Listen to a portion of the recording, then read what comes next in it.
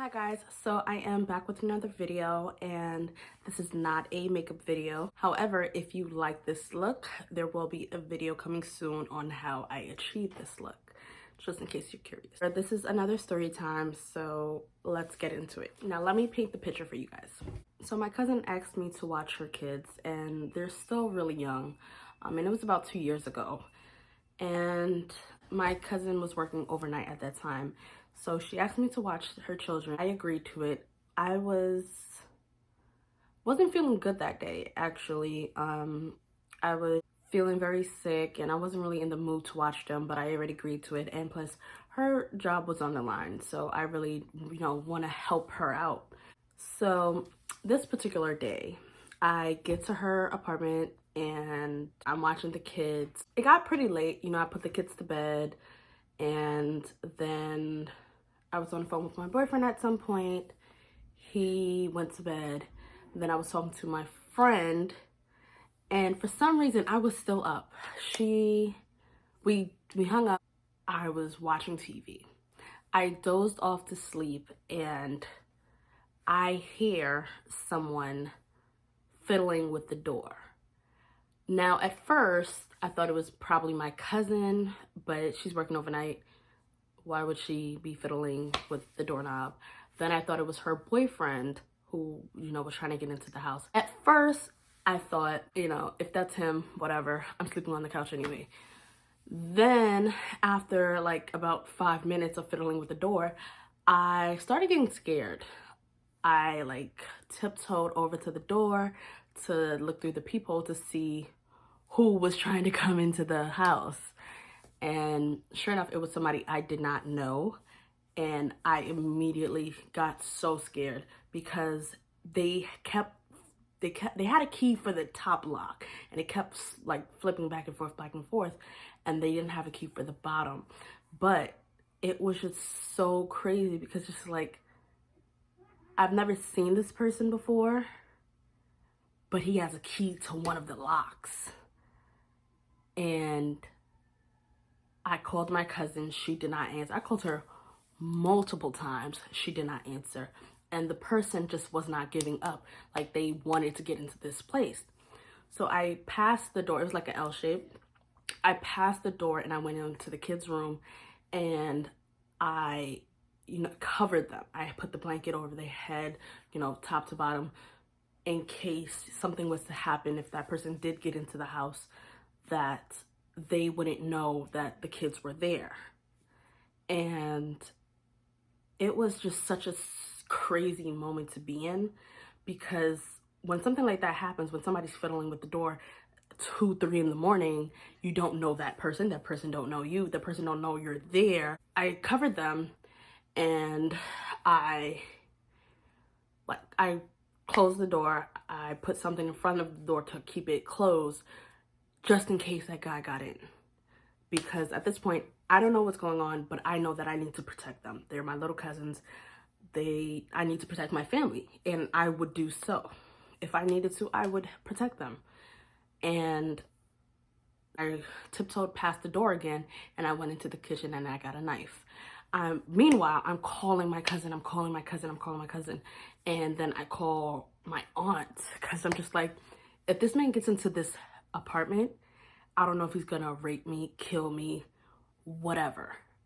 But I wanted to tell my aunt, I loved her, just in case. She didn't answer. I called my boyfriend. He didn't answer. The only person I didn't call was the cops, and just because I didn't know if I should. And you would think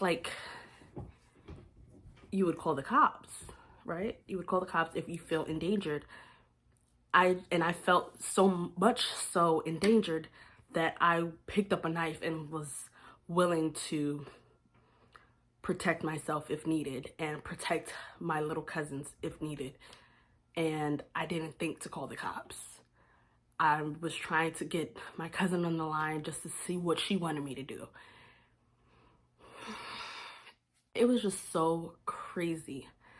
I picked up the knife I'm calling all of them. Nobody's answering. My cousin's going straight to voicemail. I didn't have her boyfriend's number at the time, and that was his apartment. I didn't know if he sent somebody or if, like, I didn't really know.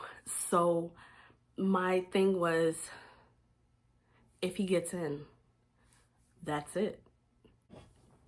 It could have been, there was one time that I got drunk and I went to her apartment because she was the closest person by and I didn't want to sleep over where I was at. I went over to her apartment and I went to the wrong floor.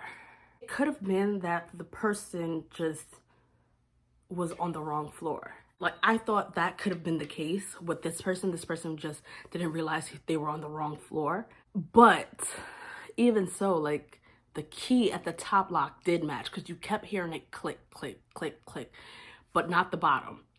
So I'm just like, what is going on? So I eventually mustered up the courage to say, who is it? And I'm pretty sure my voice was very, like, weak. It was a very wobbly, who is it? And they said, they're so-and-so's friend. They're just here to pick up something that they left. I'm like, well, tell so-and-so to call me because this is his house and it wasn't my house, but I needed that confirmation. He called my cousin's boyfriend and he was just like, oh, hey, Tiama, can you let him in? He just needs to pick up the thing by the door. I look down and I see it's by the door. Something's by the door. And obviously he called me by name. So I know it wasn't I knew it was him on the phone. So I'm like, okay. And it still took me about 5 minutes to really muster up the strength to open that door, because if he had not been who he said he was, it could have gone totally left. I would have willingly allowed someone to come in and put us in danger. I put the knife in the back of my shorts at the time, which was a big ass knife, and if he would have attacked me, for sure I could have cut myself and been really hurt. I opened the door and he came in. He was like, hey, oh, I'm sorry, I didn't know you was here. And I'm like, why would you do that? Why would you go to somebody's house and start fiddling with the freaking door like you live here? And then he said he used to live here. That's why he had the top key and not the bottom key. The bottom lock was changed. Okay, so he picked up his bag and he left. I started crying as soon as he left, as soon as I locked the door, because it was such a scary situation to be in, and it was so tense that buildup of emotion was not easy to come down from. Like, I had to release it, and I had to cry, because even him being the boyfriend's friend, he could have still assaulted me. He could have, did anything, and it would have been my fault to open that door. It just hurt my heart because it was so scary. I have never been put in a position where I was about to willingly do anything to protect me and my family. And in that moment, those thoughts came. I'm gonna do everything to protect this, and it is what it is. I don't know how successful I would have been, but I would have did my best. But yeah, after he left, I just was crying. I was crying for about an hour and I couldn't sleep, and my cousin wasn't calling me back, and I just kept texting her. I'm like, there's a guy here, there's this, there's that, and he just left. I gave her the whole bit and she never texted back. She never called. Like, she could have came home and all three of us would have been slain. Like, we could have been abducted. She just did not know what was going on in her home, and it was so heavy on my heart. So I didn't get to sleep that night. I was just very, it was very troubling. So fast forward to 7 o'clock in the morning when she walked a little behind in. I let her know what was going on that night, and she was like, "Oh, her phone died, and she didn't have a charger." So that explained why she wasn't responding. But it was just so difficult because it was such a crazy night. Then, check this out. She told me, "Oh, there was a guy earlier yesterday who was in the elevator with a young lady, hit her upside her head, dragged her up to the roof, raped her, and left her there unconscious. And they had not found him."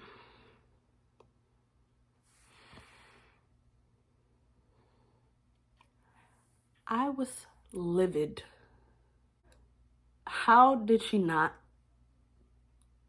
mention that to me when I came? Not even before I came. Like, she didn't mention it at all. Not while I was on my way, not when I was there waiting for her in her hallway because she was not home yet. Not before she left, not after she left. She told me the next day. And that caught me totally off guard, especially because of the night I had, scared to death, scared that I was gonna either end up dead, the kids would end up dead, we'd be, going through so many crazy things came to my mind that night. On top of something that happened yesterday in your building, less than a few hours, maybe an hour or so of me arriving, waiting for you in your hallway, watching your children. Why would you not tell me that? That's important information. After that, I let her know how upset that was, how upsetting that was to me, and how crazy that night was. And on top of that, having that information, and she never disclosed that to me, I would have never watched those kids there. I would have picked them up and took them back to my house, my grandma's house, anywhere. I would have watched them still. I would not have felt comfortable being there watching them. So I told her, I'm like, I'm never coming back. I'm never coming back here. If you ever want me to watch them again, it has to be elsewhere, because I'm never watching them in this place again. And yeah, never did. But I just want to say that me and my cousin are good. I love her. I know she loves me, and she definitely loves her children. It was just a pretty shitty situation to be in, and I was scared. I was so scared. I was scared for my life, for the kids' lives, and no one was answering. And that was the crazy part. No one was answering. And what's even crazier is I was so scared, but it never, now, 2 years later, now I'm thinking about the cops. I didn't think about calling the cops then. I don't know why. We're good. We got over that. Let me know how you feel about the situation, how you would have felt if, someone was trying to get into someone else's apartment that you were in to babysit or cat sit or dog sit or whoever, but it wasn't your place, but someone else was trying to get in. You didn't know the person. However, the owner of the place said it was okay. They used your name, so it's very specific. Just let me know, this story, what you would have done differently. What have you done the same? I know it's very difficult to say, definitely, I would have done A, B, C, and D had you been in that situation. I know the system is a really funny system that we have, but that could have also been a premeditation type of thing where, it wasn't self-defense because I opened the door. I could have not opened the door and been safe there.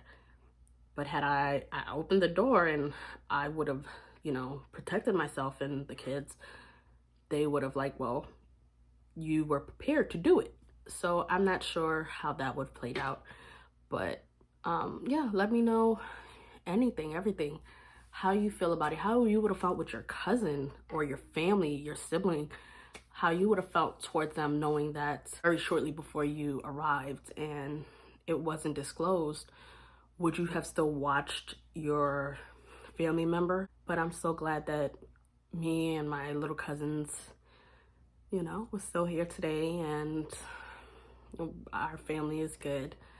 So yeah. Anyways, that was my story time. Thank you for watching. I appreciate you guys. Again, before you leave, don't forget to like, share, comment, subscribe, all of the above. And don't forget to tell your friend, tell your mama, tell your cousin, tell your sister, tell your auntie, tell your brother, tell your... I will see you in my next video.